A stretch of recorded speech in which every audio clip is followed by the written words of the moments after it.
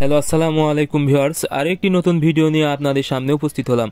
আজকের ভিডিওতে মূলত আমি আলোচনা করব আপনারা যারা ব্রয়লার মুরগি পালন করেন এই ব্রয়লার মুরগিকে কয়দিন বয়স থেকে ভিটামিন ওষুধ দিবেন এবং কোন ভিটামিন ওষুধের কি কাজ এবং কেন আপনারা এই ভিটামিনটা ওষুধ ব্যবহার করবেন।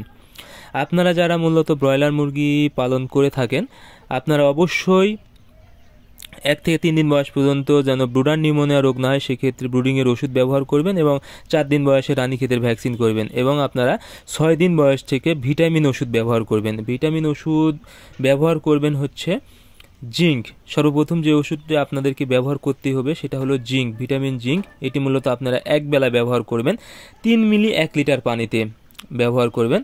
জিঙ্কের কাজ কি? জিঙ্ক মূলত মুরগির খাওয়ার রুচি ঠিক রাখে এবং রোগ প্রতিরোধ ক্ষমতা বৃদ্ধি করে এবং মুরগি শরীরে লোম গজাতে সাহায্য করে।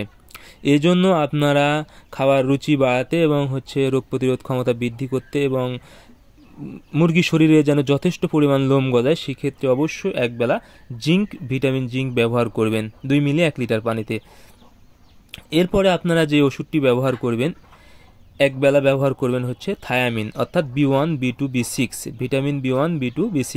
এটি মূলত আপনারা 1 গ্রাম 1 লিটার পানিতে ব্যবহার করবেন একবেলা।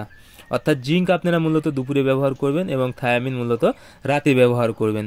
এই থায়ামিন অর্থাৎ B1 B2 B6 এর কাজ হলো, দেখা যায় অনেক সময় মুরগি পা পড়ে যায় অর্থাৎ মুরগির পা প্যারালাইসিস হয়ে যায়, সেক্ষেত্রে এই B1 B2 B6 কিন্তু মুরগিকে প্যারালাইসিস এবং পা পড়ে যাওয়ার হাত থেকে রক্ষা করবে। এজন্য অবশ্যই আপনারা এই ওষুধটা একবেলা ব্যবহার করবেন। আরেকবেলা আপনারা যদি বেশি মুরগি হয় সেক্ষেত্রে আপনারা এডি ব্যবহার করতে পারেন। এডি মূলত মুরগির শরীরের গা গরম রাখে এবং দ্রুত গ্রোথ বৃদ্ধিতে সাহায্য করে।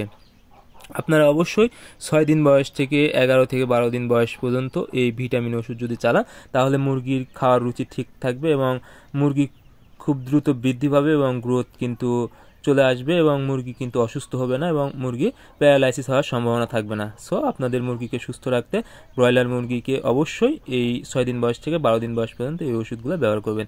আজকের ভিডিও এই পর্যন্তই। আপনারা আমাদের পরবর্তী ভিডিও পেতে অবশ্যই আমাদের চ্যানেলটি সাবস্ক্রাইব করবেন। ধন্যবাদ সবাইকে। আল্লাহ হাফেজ।